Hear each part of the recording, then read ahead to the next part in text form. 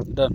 नमस्कार, मी प्रसाद गणेशराव बाचपिल्ले, राहणार सुकळी बुद्रुक, तालुका सेनगाव, जिल्हा हिंगोली येथील शेतकरी असून ज्ञानेश्वर भाऊ यांच्या माऊली कृषी सेवा केंद्राचं मी गेल्या 2 वर्षापासून नियोजन घेत आहे, त्यांच्याकडून मार्गदर्शन घेत आहे. त्यानं मला खूप वेळोवेळा मार्गदर्शन करून माझं मागच्या वर्षी 5 एकर हळद होती, तर त्याचं उत्पन्न जवळपास 30चा ॲव्हरेज मला आलेलं आहे.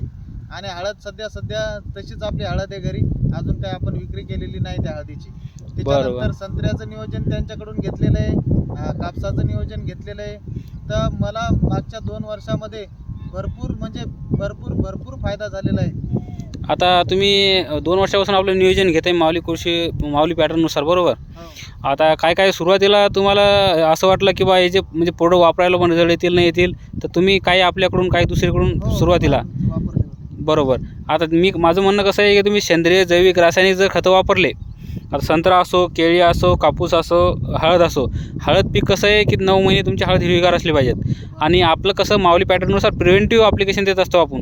समजा जे पण याच्यावर काही बिमारी येणार आहे तर अगोदरच आपण त्याला ती ट्रीटमेंट देत असतो, म्हणजे ते पुढे चालून नुकसान न होऊन. आता शेतकऱ्यांचं कसं राहते की करपा येते किंवा आळी होते किंवा हुमणी आळी होते, त्याच्यानंतर मार्गदर्शनामुळे मला मागच्या वर्षी ज्या बाकीच्या लोकांना सड आळी वगैरे सड लागली हो होती, हो पण आपल्याला कोणत्याही प्रकारची सड लागली नाही. बरोबर पीक सुद्धा जोमदार होतं, शेवटपर्यंत हिरवगार होतं. तुम्ही जे सांगता तसं 9 महिने हिरवगार होतं पीक. बरोबर. आणि सर्वात महत्त्वाचं म्हणजे काय माहिती आहे का, की आता तुमचं जर नियोजन सुरुवातीपासून सेंद्रिय, जैविक, रासायनिक खतं, बरोबर, त्याच्यासोबतच जैविक खतं म्हणजे आपण जे ॲप्लिकेशन देतो ड्रिपने, आता ट्रायकोडर्मा झालं, त्याच्यानंतर मायकोरायझा झालं, किंवा ज्या पण हानिकारक बुरशी आहेत त्या आपण आता जरी खतम केल्या तर पुढे चालून आपल्याला एकदम सड येत नाही आणि एकदम त्याच्यावर अटॅक होतच नाही. कारण जे आपण सोडतो ते प्रोडक्ट चांगला असला पाहिजे. नावाला प्रोडक्ट म्हणजे ट्रायकोडर्मा असलं, ट्रायकोडर्माचे भरपूर प्रकार आहेत, 5%, 2%, 1%, 1.5% असे आहेत, आणि कंपनीनुसार त्याचं रिझल्ट पण असतात, बरोबर. आता तुमच्या गावामध्ये तुमची टोटल शेती किती आहे? आमची शेती 20 एकर आहे. बरोबर. आणि पाणी खाली आहे का कशी? पाण्याखाली आहे शेती. बरोबर. म्हणजे कसं राहते की त्या वातावरणामध्ये जर एक पाणीचा खंड, आता कसं पावसाचा खंड पडत आहे, पावसाचा खंड पडल्यामुळे काय होते की जे न्यूट्रिशन भेटायचं ते भेटत नाही. मग न्यूट्रिशन न भेटल्यामुळे ते पानावर काय होते ते आपल्याला दिसते रोग, म्हणजे त्यांना जे झिंक भेटत नाही, फेरस भेटत नाही, NPK भेटत नाही, मग त्याचं ते पानं खराब होतात. तर म्हणजे आपल्याला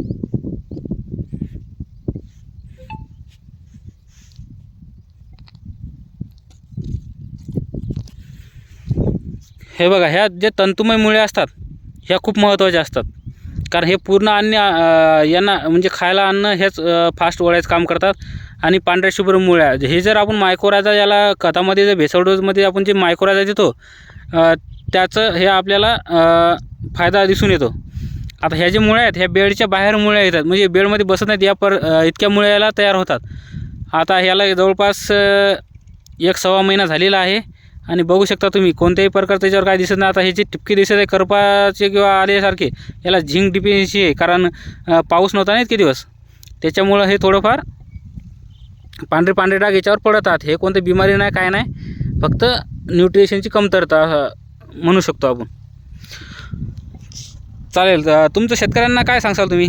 मी शेतकऱ्यांना सांगतो की हा जो माऊली पॅटर्न आहे याचा सगळ्यांना वापर करून जास्तीत जास्त उत्पन्न घ्यायला पाहिजे. ओके, धन्यवाद.